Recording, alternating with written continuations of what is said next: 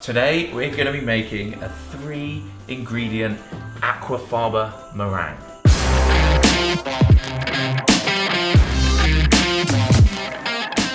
Today we have something very special for you, something magical.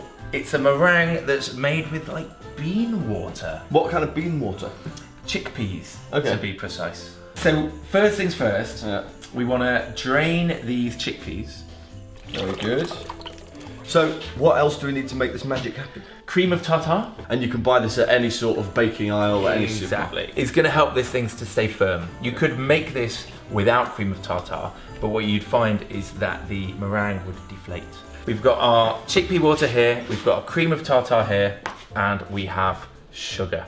Got our chickpea water in here. It's time to whiz it up and make it frothy and aerated and gorgeous. We just turn our KitchenAid up to full. Okay, so once it started to fluff up just a little bit and it started to go a little bit white, we want to pop in 1 teaspoon of cream of tartar. Again, this is just going to help it to stay firm and remain frothy after we turn the machine off. So we've got our caster sugar, but rather than put it in all at once, we want to add it slowly by just adding about a tablespoon at a time and letting it froth it into the mix. And the idea is that when I lift this whisk out, we should be able to see the Alaskan peaks. Look at that.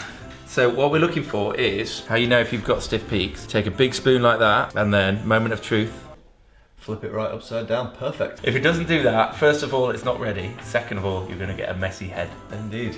This is probably gonna do us 3 or 4 baking trays worth. So if you just wanna do enough for a family of 4, probably just do half of this recipe. We're gonna make 1 lot of mini meringue nests, which are gonna be about that big, and some meringue kisses. And look, you know what? We've done a load of recipes, so flashing over the screen right now are a few of our recipes.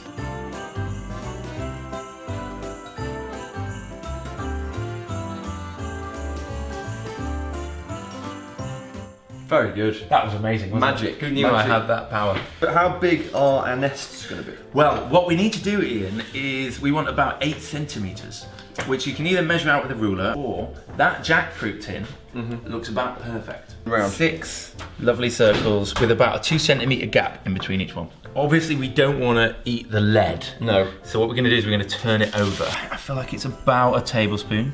Yeah. Maybe a touch more. Perfect. If you feel like you're not quite there with your like stylistic peaks, you could just go and just bring up a couple more little moments. All of this leftover aquafaba will go really nicely into a piping bag. And then what we're looking for is we're just looking for squeeze and then a lid.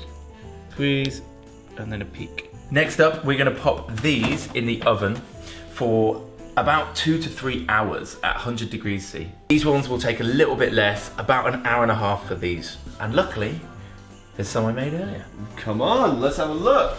There we go. Look at that. They are unbelievably light. There's hardly anything to them.